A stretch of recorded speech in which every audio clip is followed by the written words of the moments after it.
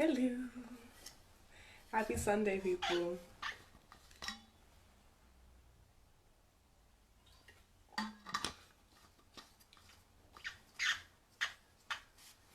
Hello. Welcome to Women Talk by Sister Woman Vegan. I am Sister Woman. Just waiting for my guest, Yvonne. Yvonne? Yvonne? Oh God, I'm so bad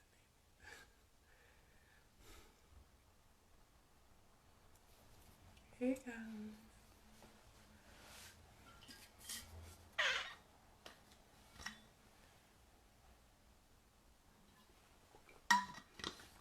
Hello.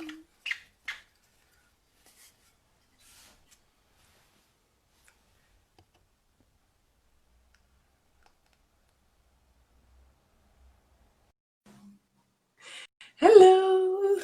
I'm just saying, yeah, there we go. Hey. Hi. How are you? I'm good, thank you. How are you? I'm so sorry for taking you away on your husband's birthday, but we'll try and be Oh here. no, I knew it was his birthday when I scheduled Yeah, it. It's fine. don't worry about him. He's so chill. He's fine. He's watching in the other room with the baby. So Oh, your baby is literally, speak of the devil, like the cutest. I obviously have never seen her face, but it's ridiculous. Like, how is she so little and cute? It doesn't make any sense. Like, what? yeah, honestly, like How did baby you, Tass. yeah, you must have Sorry. stared at her. You must have stared at her like, I made this baby.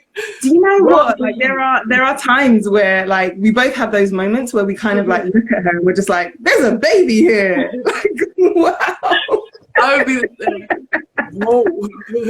Honestly, We do it's just that. like, what is this? How did this happen? You know, obviously we know how it happened, but yeah. We're gonna go into it today on the Lord's Day. But yeah, so welcome to Women Talk.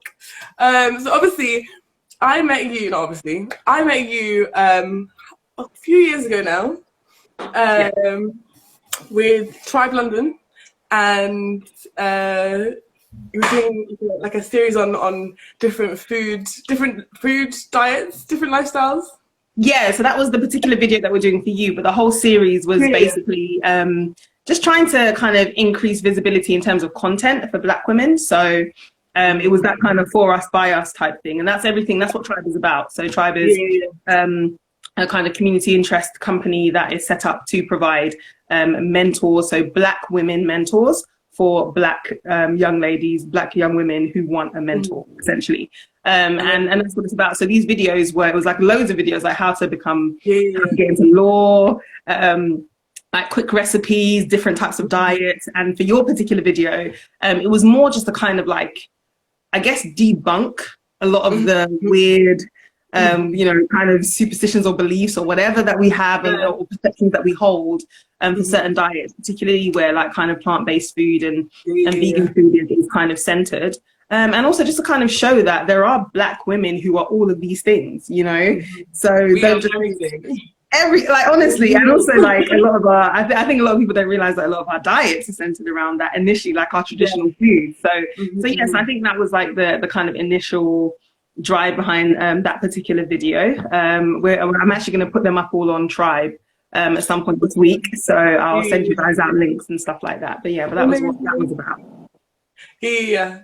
Okay, well, I think we should introduce you. um, so I've always liked my guests to introduce themselves because I always feel like you can speak to who you are best, you know? And Yeah. you protested at my Food Genius title for you. I think it's correct. From what I understand about you and your food and relationship to food and just your story, like even your baby food story, literally I was like, wow. Wow. Yeah. Mhm. So Yeah. I wouldn't call myself a food genius, no. I did obviously like was like, you can change it if you want. We're keeping it. But first and foremost, I am a documentary photographer. And a lot of my work kind of centers the kind of Black diaspora. So that's whether in Africa, in the Caribbean, Black communities all around the world. And a lot of my stories, again, center food and our kind of relationship with food, the concept of, you know, breaking bread and just all of that. So that's like what I'm about. That's what my work is about. But yeah, I do eat, I do cook. I love to eat, I love to cook, and in between that is where traveling kind of falls into it as well. And you know, we've done a lot of traveling. Mainly, all of our travel, to be honest, is driven around food. Every single bit of it. We do not do tourist stuff at all. It's just all food, basically. So I'm a mum as well, a new mama. Of a beautiful, beautiful, feisty daughter who is 6 months. And we are also, we started weaning. So that's been really interesting. But yeah, so personally, I'm a documentary photographer. I'm an eater, a taster of everything. And I also, from time to time, do dabble in the kitchen a little bit. I love that you say from time to time I dabble. Because hey, lockdown is not a reflection of my kitchen utilization. No, I can imagine. Like, is this just for the ground, for the special occasion? But it's like, obviously you can cook and you can cook well, and I always find it really interesting people who work in food shy away from taking on a cook or a chef's title. I think it's really like you said, like that's not what I do. That's not what I want to do. So I think it really speaks to like your relationship with food and what it is. You know, it's not necessarily something that you do in service for other people. It seems like your own personal process. Obviously, it's mine. Yeah, giving love to people, obviously, as food does. But yeah, talk me through kind of your relationship with food and how you see it in your life, like how you use it. So food is like the center of everything that kind of brings me joy. So when I was younger, I was raised by women who are phenomenal in the kitchen. You know, I have got very early memories of cooking with my grandmother, fighting with my grandmother on, you know, at the table because I didn't want to eat mackerel. You know, I've got early memories of, you know, my mum making, you know, pies of every kind from scratch and things like that. My mum kind of mastering Nigerian cuisine as a St. Lucian woman. You know, so many kind of memories centered around food from a very young age. And it was always like my way of, how should I put it, kind of connecting with my Nigerian side. So my father's Nigerian, but I was raised with my St. Lucian side of the family, so my mother's side. And that was basically where all my kind of food experiences came from. But my mum used to try and, you know, kind of incorporate aspects of Nigerian cuisine in our day-to-day. But that was how I was able to kind of explore and connect with that particular country, that other part of myself, essentially.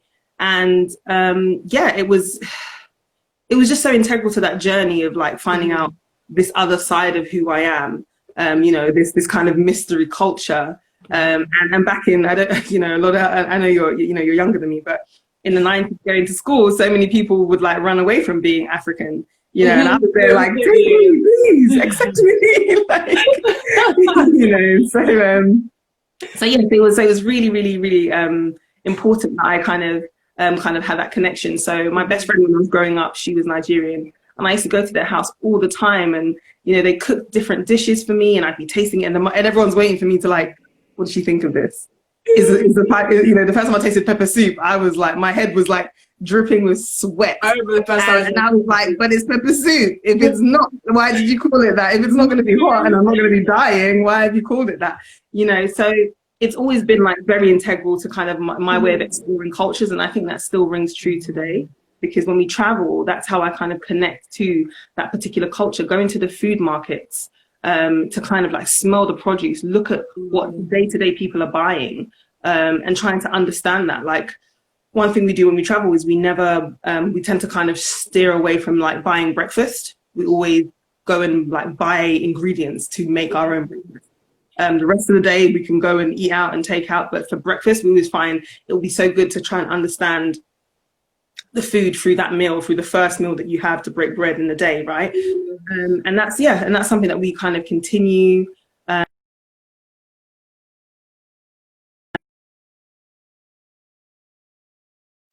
Relationship with sweet things. It was like a very quick way of, you know, kind of injecting pleasure into myself, like have some ice cream, have some cake, and that's how I became kind of known for my baking and things like that. It wasn't until I started like really exploring with different ingredients that I tried to almost like kind of unattach myself from that toxicity and actually say, well, I can have joy without having something sweet. I can have joy with a piece of chicken. I can also have joy with some chickpeas and no meat at all, and things like that. And yes, you can. I'm still not down with the vegan cheese, but yes, you can. Oh, shame, sis. Unless I make it, but that's a whole different. But yeah, so for me, it was a very great way of really kind of understanding the purpose of different food groups and different foods. You know, so understanding that you don't have to have meat in every meal to know joy and to enjoy that meal. You know, there are a million other leaves that you can explore in different cultures, have goodness and everything. And my husband and I, we have a kind of firm, you know, kind of understanding in terms of our meat consumption is, if you're not willing to eat the whole thing, don't eat it at all. Like that's our motto, you know. So we're big advocates for, like, if you're going to have it, you're going to eat it all.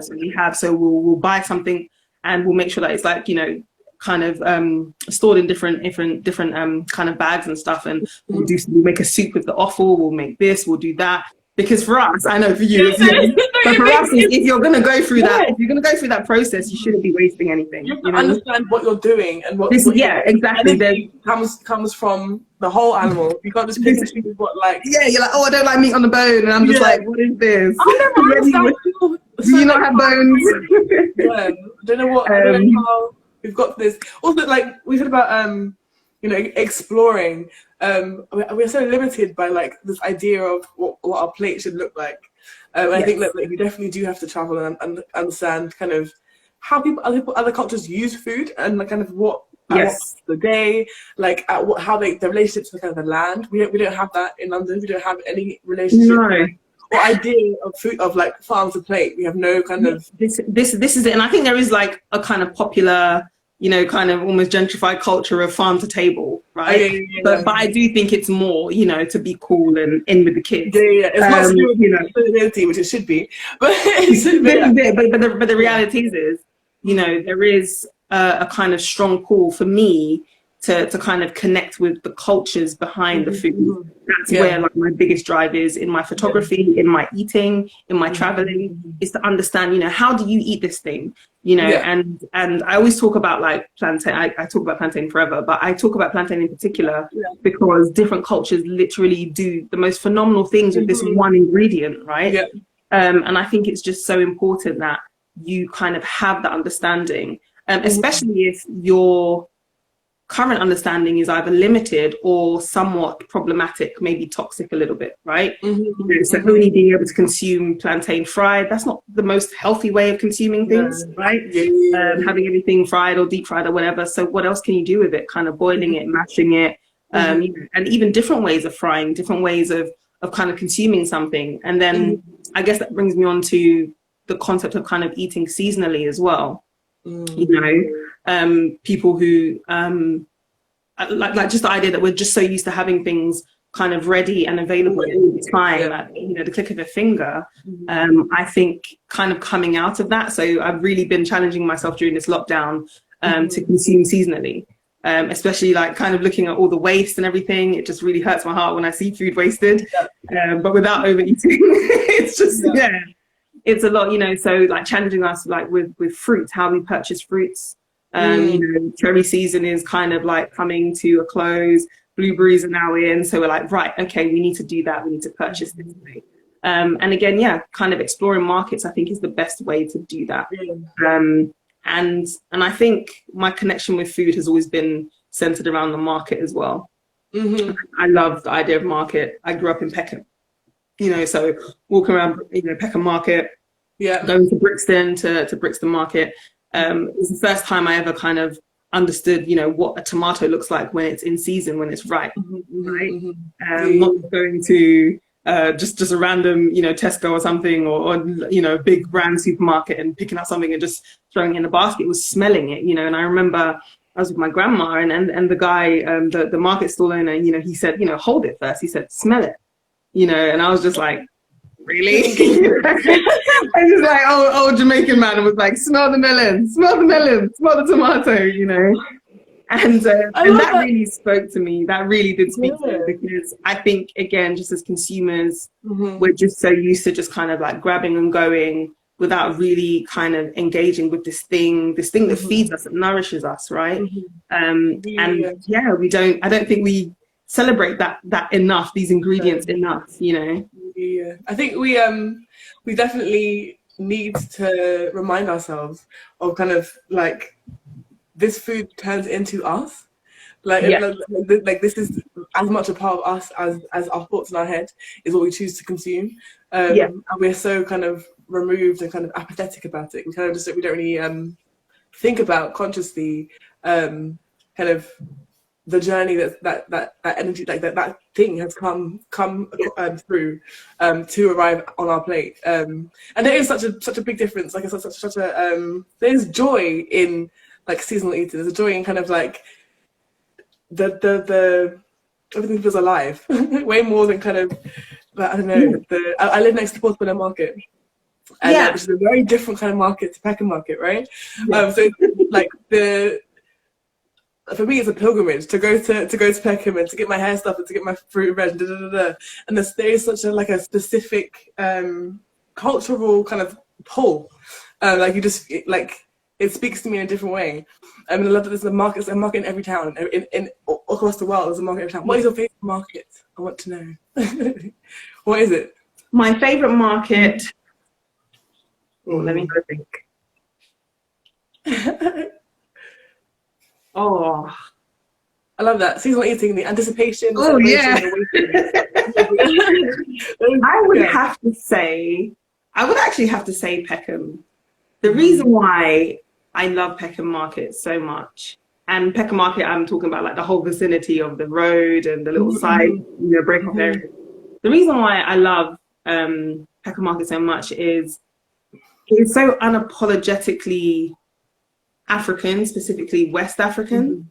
That it was like, it still is, like, slowly, obviously it's being gentrified quite rapidly, but it still is a very comfortable space to be Black, to be Nigerian, to be Ghanaian. The fact that you have those familiar ingredients, things that are very, very hard to find if you're not living in London, and if you're not living in South London.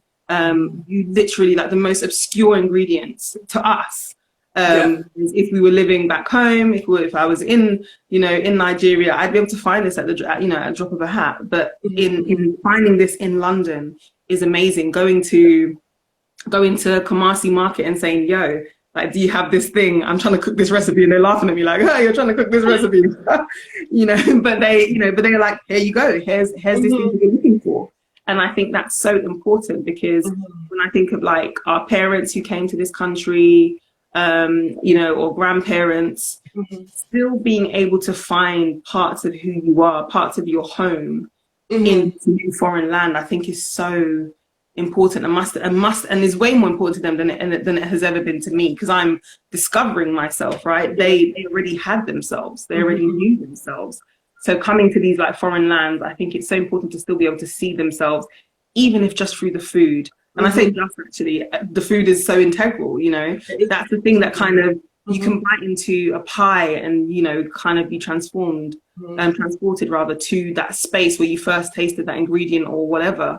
And I think that's what it is that you're in dreary London, it's raining all the time, you're at Babylon, England, and you can find breadfruit roasted at home, in your flat in London, and just be transported back home.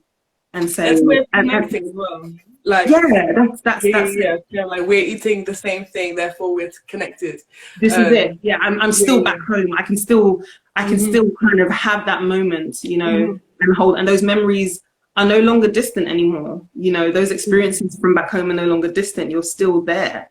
I think it's so important, and Peckham's also home to a huge, Vietnamese community. So the markets there, the Asian markets are amazing. So I was able to kind of like, walk through the shops and just, be like, what is this? Seeing like the whole wall filled with, kind of different types of kind of dried noodles, and being like, why do you need this many noodles? What are they for? And you then go on to, Definitely. Only to then kind of go on and go into those markets and explore. And now when I go into those markets, I understand them now, you know, because I've grown up with a bit more kind of, you know, kind of understanding of different ingredients and cuisine. So now when I walk into them, I'm not, you know, I feel connected to that too. It's in Peckham. It's also part of it, you know, and I think that's why Peckham's like, yeah, Peckham will forever just be home, but it's like just such an amazingly eclectic space. So that's definitely my first love of a market. I think that would be a beautiful photo book, Peckham Market. Just, you know, I mean, by the time I get it done, it's not going to exist anymore, babe. I know, even archiving necessary. Gentrification is too fast in Peckham. It hurts my heart. I'm going to ask about what you think about this kind of a new collection or like delivery services of like Afro-Caribbean foods that they kind of bring, so they kind of bypass the market and just deliver it straight to your house. And I feel like it's obviously really handy, especially people who aren't in London who can't get to the market. But what do you think it will do? So it's the same thing with like mobile barbers. Like, what does it do to that space? So like the function space? That's a really interesting question. And I don't think I've ever really considered, because I think in a time of COVID, you think, all of these things are amazing. They're great because exactly. You're like, I don't have to choose. I can still get yam, you know, to my doorstep. But I think what it does is it takes away the engagement with the food. It takes away just the kind of like, I don't know if you've ever kind of walked into a market and just kind of stood still right in the center. It's something that I do often. And it takes away that whole connection, the sounds, the smells. Like one of the most distinct smells is walking into Peckham and smelling like smoked fish. You know, that is like, it is pungent. And then at first you're like, oh, what's that? But actually like, oh, it smells quite tasty actually. What is that? What can I do with that? You know, and I think it's those things. I think the sight, so the first time I saw like live snails was in Peckham, and I was like, what is this? And I was like telling my mum, like, what is this? Tell me about it, you know. And I think it takes away those moments of discovery, those moments of, ooh, those moments of, can I touch it? What does it feel like? You know, those moments of just kind of general exchange, but also the opportunities for meeting as well, because I know it was one of them. My grandma doing her kind of weekly shop in the market was one of those moments of her also seeing, you know, like fellow friends, other nurses, and you know, kind of just chatting, like, you know, well, you know, how's life? What's, you know, what is this? Just standing around and just being, you know, and a lot of the time, those were their only free time. That was their only free time. You know, Saturday you get up in the morning, you do the shopping. That's your only like real free time, because Sunday you're preparing for the rest of the week. So you kind of miss out on those moments. For me, as a young person, I think it robs me of just discovery. Because you end up, I think, when you do your weekly shop, a lot of the time you just end up getting the same things. So it's like if you go to a big supermarket, you find that you actually skip out the same aisles every single time. You know, exactly. You don't, you know, you go for the same things every time. You know where they are. You know what it's meant to look like. If it doesn't look right, wow, what should I buy? It'd be like Costco, but like you don't like there's no novelty to it anymore. So what are you looking for? This is it. Yeah, this is it. Whereas I think online shopping kind of does that as well, where you just end up going back to your like previous shop and add it to the basket, maybe remove a few things or add a few things. And I think it really just takes away that opportunity for discovery, for kind of adding randomness to your pantry, right? Just like experimenting with this ingredient, you know. And I think that's why, like, I think I will always find the market. I will always have to, because there's just some things that I don't like buying from supermarkets. Fresh fruit and vegetables, I do not like buying from the supermarkets. I like to see, I like to touch it. I like to see something and be like, what's that? And how do you eat it? Like, you know, how do you cook it? Can I make it? Can I put it in a pie? Like, you know, how would someone eat this thing? And I think it really just takes away from that. I think that's a downside to it. Obviously, if you have a naturally curious nature, then you add things. But I think a lot of those kind of delivery boxes also assume what you like, and they usually kind of put the popular things in. You know, like where I live, I'm lucky enough to literally have like every corner shop sells plantain. Every corner shop sells it around where I live. So, sorry. Let's not start a diaspora war, please. No diaspora wars here. We love each other.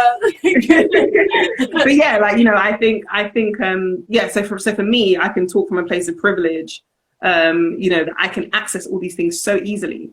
You know, I literally live walking distance from most of the markets in southeast and southwest London, so it's very easy for me. But I do understand like people who maybe like live outside of London, maybe in suburbs, and things like that. So and just time saving, it is a convenience, but yeah, if that became the dominant way of shopping, I think I'd be quite sad, actually. I do. I mean, what is food post-COVID? What is our relationship to food post-lockdown? Like, how do we elevate that relationship rather than kind of? I don't want to go back to what it was before, because that was just kind of apathetic. But how do we kind of? I think that we've kind of proven that food is like something that unites us. Everyone was baking together. Everyone was kind of like supporting small businesses. Like ordering from different takeaway places. People having to like restaurants were like having to like transition and to different ways of doing business, and like we kind of realized both the labor that goes into food. I think people didn't really know that before. And then also kind of the what it can do, like the kind of about your mental health, or just to kind of ways of connecting together. Like, what does it mean for you to break bread with, like, what is the power of that for you? To be able to sit and break bread, is that the question? Yeah, I think so. I've always grown up with a dining table. Always, every home I've ever lived in has had a dining table. And I remember when my husband and I moved in together, you know, he was the complete opposite. He hadn't had a dining table. And I remember making it like this big thing, like, we need to have a dining table, like it has to happen. Every Sunday we'd have meals together as a family, like just non-negotiable. And we always loved it.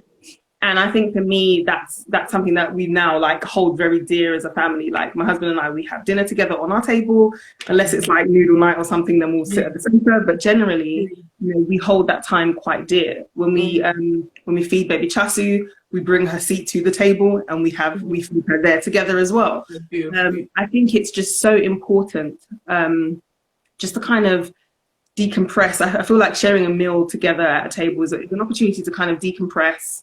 You know, kind of like share your experience of the day or the week or whatever. But also there's just, I don't know, there's power in the giving and the taking and the receiving of food, right? So that whole having a platter of something in the middle and each person kind of taking from it, breaking from it, you know, maybe like, oh yeah, I want a piece of that, you have that. I don't know, I just feel like there's just... You froze. What did you just say? Oh, hold on 1 second. I probably froze because my battery's running low. 1 sec.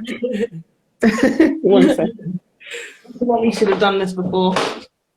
I know, I do this all the time. Like, oh, whoopsie. 10%. Okay, cool. I was the same. I literally like ran and I was just like, oh my gosh, is that the time? No. I love the yellows. You all have love your yellows. Oh, thank you. Yeah. 1 second, let me just plug this in.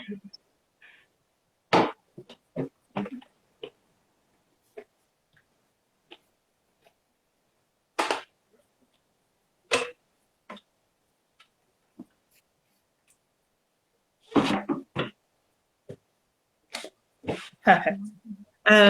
Right, so what was the last thing that you heard? The last thing that I heard. I'll just start over. It's fine. Yeah. So I think there's a lot of power in breaking bread. I think it's that kind of giving and taking, but also that kind of exploring together. You know, so if you're making something new, for example, or you have a spread, you have some vegetables, you have some pulses, you have some meats or whatever, you've got some rices. It's that taking and kind of seeing like the proportions of what someone takes. Maybe you take a bit more of this and less of that and all of that. And I just think, I don't know, I think you learn a lot from a person, you know, by looking at the composition of their plate, especially when there's like so much to choose from, you know. Like, for example, my husband, he will kind of eat everything together. I will take a bite of everything first. I will then identify what's my favorite thing, and then I will leave that to last. I was then because I want to savor the moment of like the thing that I enjoy the most, you know. So it's sorry, go on. It makes sense. That makes complete, yeah. This is it, you know, and he always regrets the way he eats every time he sees me with like, I don't know, the last thing, and he's like, oh, that was really nice, and he's like looking at me eating it, and I'm like, well, you had a bit more self-control. but for me, I think it's little things like that. You kind of see the nuances and the differences in how people kind of engage with the food when you're doing it together, you know. And again, it's just an amazing experience to kind of share the process of eating. I think to do that together is a beautiful thing, especially, you know, kind of whether it's a family setting or friends or whatever. I think there's so much power in, you know, kind of breaking bread together and eating and just going through that process of discovery of that cuisine. Even if there's something every day that you're making, you know, you never make the same dish twice in the same way. Like it never turns out that way. I make curry all the time. It never tastes the same. And each time I have it, my husband's like, this is the best one you've made. And I'm like, that's what you said last time. Of course. Okay. It's like, you know, the right things. It's a bit like my chickpea curry is amazing, but it's not the same one every time. And I'm certain I put the same things in every time. It's always a slightly different shade of orange. It's the best chance. Like, if you 1 minute difference can make all the difference to kind of transform the ingredients. It is chemistry. Exactly, yeah. And I just think, I think when you break bread together, it really is just an amazing experience. And especially as Black people, I think there's therapy in eating together. There's therapy in that process. And especially when you think of, you know, kind of how, you know, our ancestors ate, especially like if we're looking pre-slavery, because not everything is centered around that, but if we're looking pre-slavery, just the concept of our food in Nigeria, you know, you'll have your big swallow and everyone's kind of taking out of it. And it kind of like slowly, I want to say, devolved into having your individual portions. But I know that, you know, when we're in my home, my mum would kind of maintain that, you know, the kind of like big swallow we'll kind of take out of it. And we'll have like one soup. My husband and I do that now as well. We'll just make one big swallow, one bowl of soup, and we just take out of it. Yeah, and that's what we do. And we both know how much the other person's going to eat, you know, because we're used to each other. But that's kind of how we do it. And I think, I just think there's just so much power in that, and not everyone has the facility to do that, or maybe kind of they don't have that community. But I think when we're possible, it honestly it does so much to you. It's great. I think it's like the same. I don't know. The food is soothing us, so we can kind of really concentrate on connecting. You know, we don't have to, like, our bodies are completely calm and relaxed. You know, or they're kind of, you know, open and receptive to the fantastic things that we're eating. But you know, they're not. It's not a stressful situation, so we can really kind of connect, engage with everything around us. I think in a way that we can't really. I think we're more easily distracted when we don't have the food, you know? Definitely. I think you just slow down. Like you literally just slow everything down. And the focus is on not just digesting the food, but also the company and the conversation that's taking place around it. But even just the sounds, you know, like, obviously I don't want anyone clapping their mouths when they're eating, but just the sounds of that, and the, you know, it's just all of that. I don't know. Not like, you know... Someone who's not self-aware. So, don't be mad. Don't be a crazy person. But yes, enjoy the food. But even like in different cultures, you know, slapping or clapping your mouth when you're eating means something different. So I know when we were in like Hong Kong, when we're slurping soup, everyone was doing it. And at first I was like, wow, this is really a lot to take. But then I was like, actually, what? This is delicious. So I'm going to do what they're doing. You know, I was like, this is delicious. And and that's a way to tell the person this is delicious, you know? And I was like, well, I'm here, so I'm going to do it. You know? And I think that's what it's about. You just kind of like just become fully immersed in the experience and everything. And I think that's really important. And that's what food is about, you know? It isn't just eating just for sustenance or just eating on the go. I think there should be moments in your day or your week where you can really like kind of stop and really kind of engage with the thing that you're eating. And I think that kind of brings a different appreciation for it as well. Yeah, definitely. I think like lots of foolish people try and say that food is like apolitical, because it's such a universal kind of experience. And I think that like if you actually engage with food, you realize it's not a universal experience. There are so many different ways of engaging, but what the feeling is universal. The feeling that food brings, the comfort, the kind of curiosity of like, what is this, and how did we get from these ingredients to this thing? I think that is always like part of it. So Women Talk is mainly focused on looking at or talking about our relationships with food, and kind of how white supremacy, patriarchy, and capitalism have affected those relationships. So kind of thinking about how we navigate those structures with regards to what we consume and how we eat and who we eat with, but then also kind of how it impacts like what we eat, just from the journey of the food itself. So kind of why do we eat the way we eat as diaspora in this country, and how it's affected. So like for you personally, how would you say that those things have affected you, or how do you navigate those things in your journey with food? So I think in terms of my personal journey, how can I explain it? It's definitely shifted and changed as my kind of economic situation has changed and improved. So I grew up, like most immigrants in this country, as kind of working class. Kind of making what would now be deemed as struggle meals, but I would say they are still delicious to this day. Still delicious to this day. But I grew up, kind of having to be mindful of how much we're consuming. My mum was a single mum of 3. So, being mindful that, I can't just eat everything in the pot. It's for all of us. That's probably why my mum made sure we ate all our meals together. So she can kind of portion control. But but I grew up, kind of being very mindful about those things, and probably not as mindful as I could have been, because obviously I didn't bear the burden. My mum did, of trying to make sure, we all have food on the table. But definitely kind of seeing that.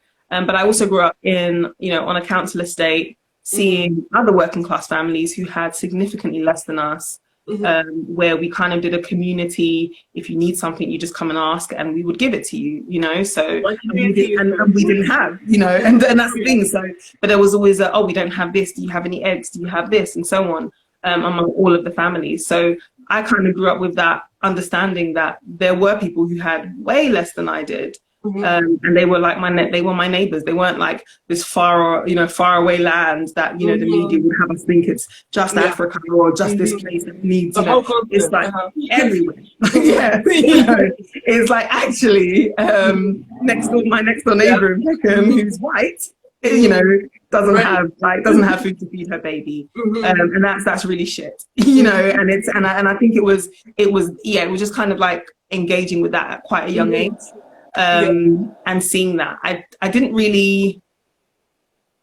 see like the opposite of that. I didn't see families that are living in abundance and just throwing chicken on the ground for the fun of it. I didn't see that, but I definitely saw the poverty. And as I've kind of gotten older, saving money, kind of gainful employment and all of those things, our economic standing is definitely not the same as our parents were, and what they had to deal with. So my access to food, my access to certain quality of food, we buy our daughter strictly organic food, that is significantly more expensive, and we don't have any issues accessing that at all. Now, I look at that as myself as being privileged, but when I look around and we see things like soup kitchens and food banks are kind of seeing like 200+% increase, that then definitely makes us kind of self-reflect. So one thing that we have done during the pandemic is we've been very mindful of kind of our consumption. We've been very mindful about how we waste food, what we waste, how we're wasting it, why we're wasting it. Is it because we were too greedy and we put too much on our plates? Or is it that, this thing was expiring too quickly, we didn't get around to using it? Trying to find more creative ways of storing food so that it lasts longer. and things like that. And prior to the pandemic, we were on a journey of basically only sourcing kind of sustainable meats. So, kind of organic, sustainable meat that is roaming free, animals that are roaming free, not kind of being force fed or anything like that. Again, these things are at a premium in terms of price. So it meant we were like, well, we don't need to consume it every day then. And that then kind of forced us to reduce our consumption. But very aware of the fact that we may be in this position, but so many people definitely are not. When you then kind of add the fact that, black immigrants are more likely to be in kind of social housing, your access, what kind of shops do you have in those localities? I remember all of our kind of local kind of corner shops were always open 24 hours, but they didn't sell anything that was healthy. So your access.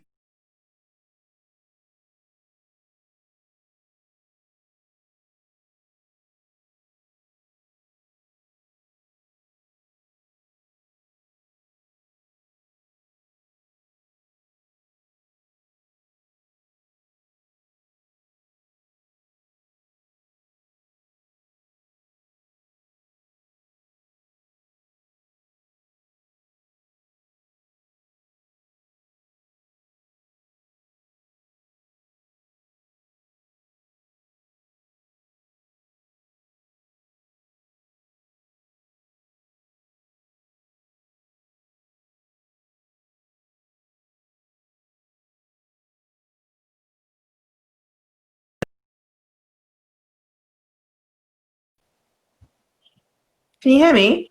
You're back. Okay. Yeah. Okay. I didn't know if you'd gone or if I'd gone. I wasn't sure. The whole thing, I said it's like live video pause. I was like, why is it paused? Why? Oh gosh. We're back. Okay. Cool. But I think kind of just very aware of our privilege in that sense. But definitely connecting to when we look at our parents' experiences and so on. But when I look at, the fact that we are, as Black people, especially in London, in the UK, we're more likely to kind of be slightly further distant from certain supermarkets because of our social housing and all of those things. If you then kind of compare it to, say, Baltimore in America, where food deserts is a very, very real thing. They do have food deserts in the UK. I haven't done enough research. I'm currently trying to do a project on kind of food justice, a photographic piece on that, where I'm just trying to speak with people who are working in food banks, just trying to understand the work they're doing, and maybe speak with people who are also impacted by food justice related issues as well, to try and to capture their stories and capture themselves in whatever way they want to be received. Sorry. Yeah, what is wild about the idea that feeding yourself well is a privilege is crazy, and it's I think D. Woods always talks about how the food is not cheap. Food is not cheap, so to like by making it so that you only get food based on how much you earn, the food that you have access to is based on what you earn, means that you're saying, okay, you don't deserve to have good food. And food is what is the building blocks of ourselves, right? So how do we, like, literally, if you don't have this thing, you will die. Like and for me, I'm there 100%. And like when we traveled to Cuba. I love Cuba.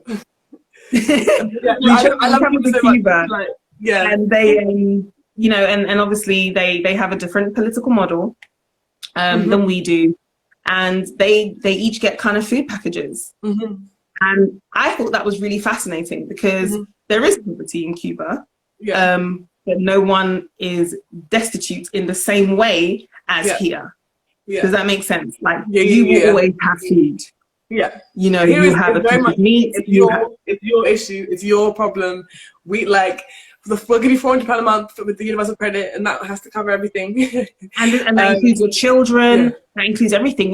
The fact that during the pandemic, the Conservatives are here arguing about giving, breakfast vouchers or school meals. And these are children, and it's a thing. So I do kind of share that anger. And again, every time I think about the fact that we are considered privileged because we can afford better quality food, and our child will have better quality food. I'm like, this is it's crazy. Yeah. I mean, it's very definitely a privilege. It just shouldn't be, and it's very easy. It doesn't have to be. Yeah, because you know, and it shouldn't be like something that you obviously. I think mindfulness about everything that we do is important, especially if we are privileged in certain areas. So of course, like reflect on how you can use that privilege, or what it means. You know, what it means for you and your family. But I think some people feel kind of a sense of shame or sense of like, you know, they're doing too much by investing in organic or da da da da. It's like, well, no, this is not you saying you're better than anybody.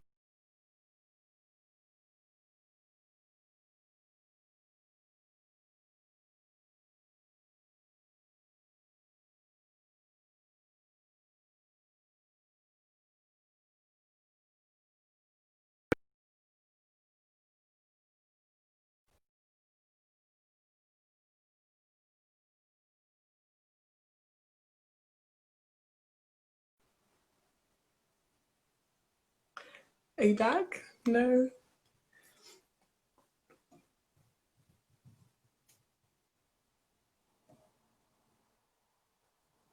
Hello.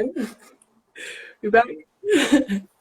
But yeah, I just think we always talk about food with regards to kind of like making food cheaper. I don't think that's possible. It's not in labor, in time, in just like the reality of what it means to grow and cook food. It doesn't make sense for it to be cheap. It needs to be accessible, which means that we need to, you know, do things with like structurally to make sure that has access. Not like you need to earn more or you need to da da da da. It's like that's not how we do it. But I want to ask: does anyone have any questions?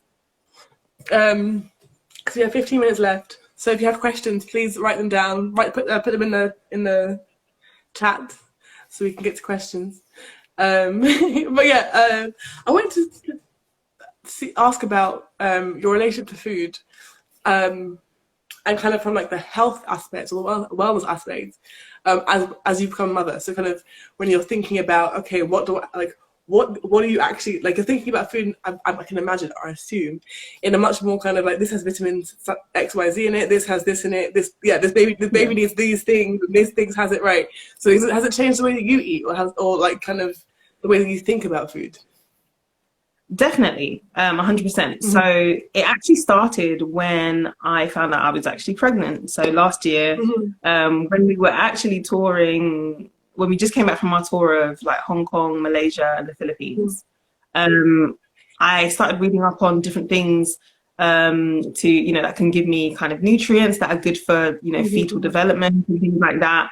I did a lot of research into mangoes because mangoes are apparently phenomenal, or not even apparently, they are phenomenal, especially during your first trimester where your body's kind of doing the most work. So I was literally like pumping my body with like mangoes, kiwis, everything, you know. But it really, I was also kind of like very mindful of my weight gain as well. Like I was really determined to not put on too much weight, because I also didn't want to put myself in a position where I was then struggling to lose the weight, and I didn't want to have to deal with kind of body issues or body image issues at all. That's something I have struggled with in the past, and I feel like I'm in a really good space where I love my body even post-pregnancy. I think I love my body even more now. I'm just like, yes, I love myself. Good girl. So yeah, so I think that's something that I was really mindful about, and it's something that I also shared. I made sure that my husband kind of shared that burden too. It's like, if I like kind of come out in these streets and I'm not looking right, this is also your responsibility as my husband. Like, you need to be encouraging me and everything. You know, don't try and leave me 10 years from now and be like, because you got fat. Like, no. Okay, no. I don't want to do that. I'm not signing those papers. Yeah, can you imagine? Who are you? Exactly. But I think like when now, like even just for both of us, any change that I make, my husband is always happy to make too. So when I started to do things kind of during the pregnancy journey, he was like, cool, I can cut this out, and it's fine. So now that baby Chassie's here, she is loving everything that we're giving her, obviously, but we made sure that everything was organic. I was also like I'm very determined to try and avoid like cow's milk and all this crap. So, because it's nasty, in my opinion. If you're still drinking cow's milk, babies are not supposed to be drinking cow's sure. milk. But I was like, no, baby cows drink cow's milk. Baby cows can drink cow's milk, but my human baby, no. So I've now started we started doing like research into other things, you know, or maybe like finding really great products that are kind of fortified with the ingredients and the nutrients that she needs. But what it's done for us, I think, is more kind of around like things like portion control, things like things like understanding, you know, understanding the signs for when you're full. You know, I know when she's full. You know, she kind of gets a bit like, she pretends that she's tired and she wriggles her stomach and it's like, oh, you're full. And it's like, do I even know when I'm full, like as a grown person, or do I just keep eating?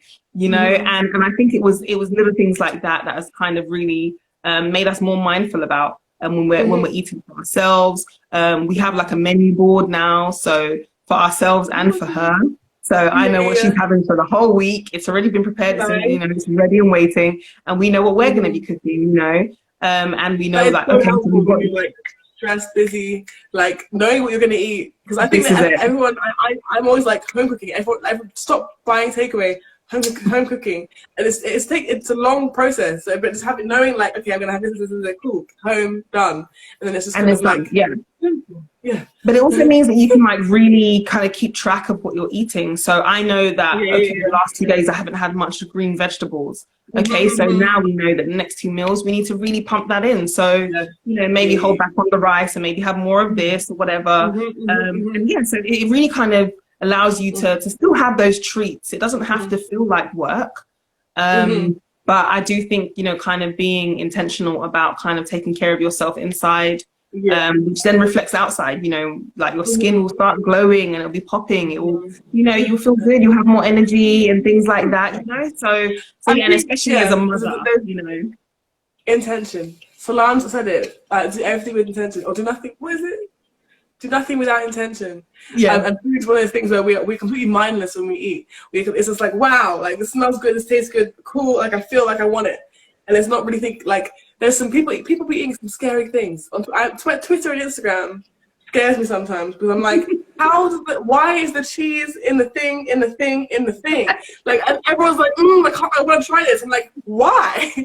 Like, what is exciting about this thing? Like, definitely we forget that, like, I think the balance has to be met between, like, food is fuel, food is, like, the thing that you're fueling your bodies with, and all the energy and the nutrients and what we need. And then also food is joy, and food is like, things to explore and like understand more and use to connect with people and things like that. So I think like that's really great that you have like a process and that like I don't know it comes from the family structure. I think that's definitely our food habits come from that.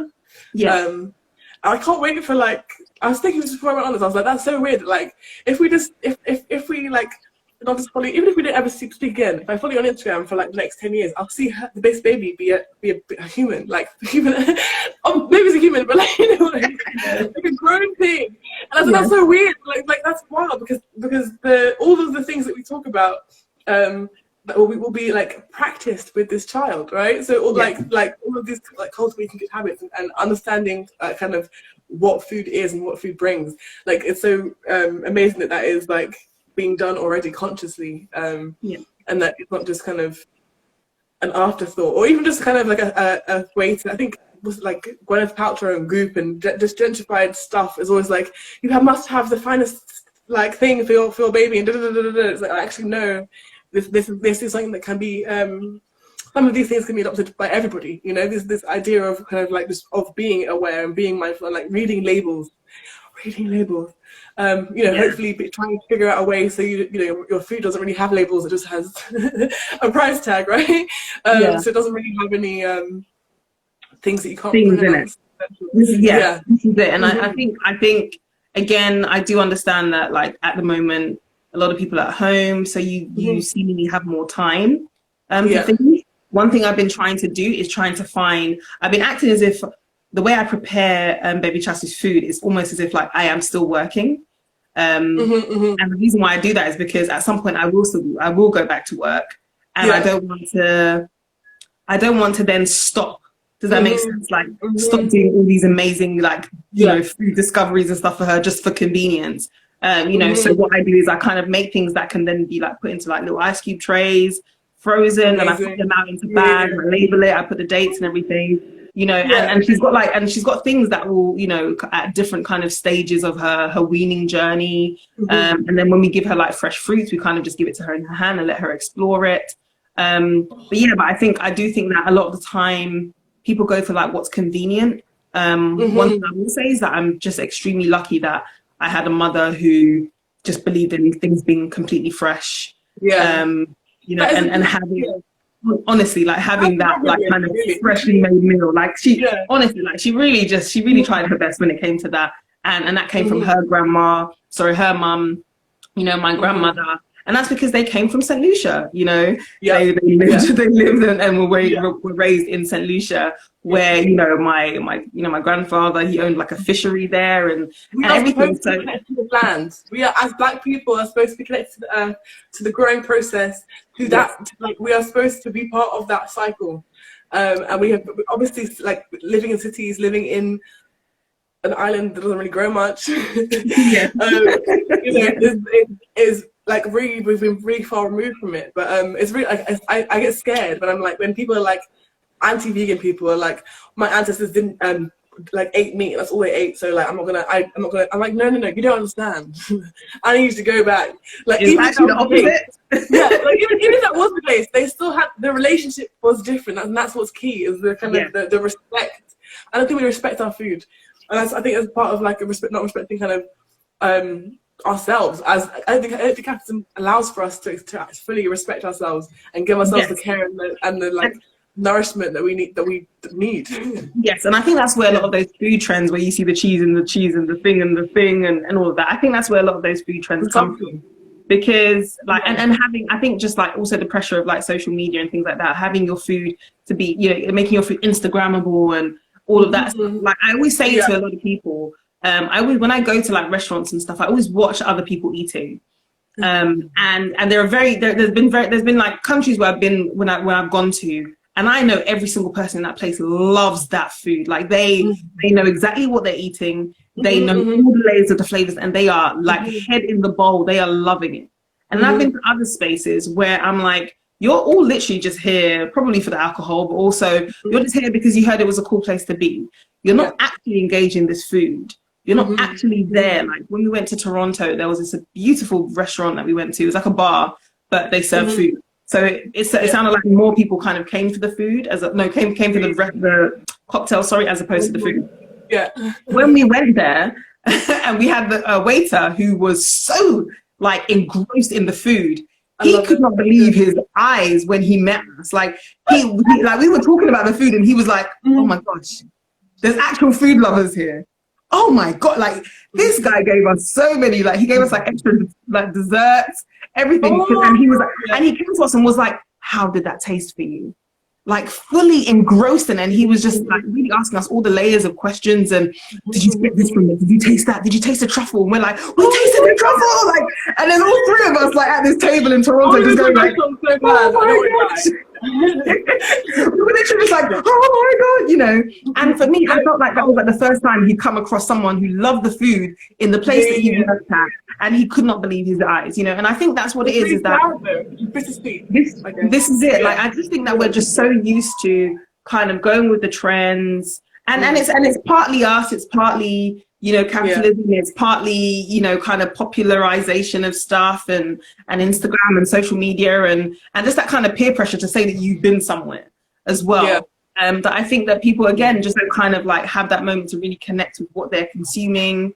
And for us, that's all we do. Because all we do is eat, you know. We make sure that we are, like, seriously, we eat. So when we travel, we're like, I know I've done so much research on the dishes that I want to taste, you know, who makes it the best, who doesn't, all of these things, speaking to like local residents or like other kind of foodies in that area and saying, right, like if I leave this place and I don't taste these three things, tell me what those 3 things are. Like, I will have failed my trip if I did not taste these 3 things. Like, you know, that's more important than the I don't know, the architecture. You can see that on Google, okay? You can't experience the food. Experience the food, like how, you know. So yeah, so I do think, yeah, there is definitely a disconnect, and it's a shame because there's so much people are missing.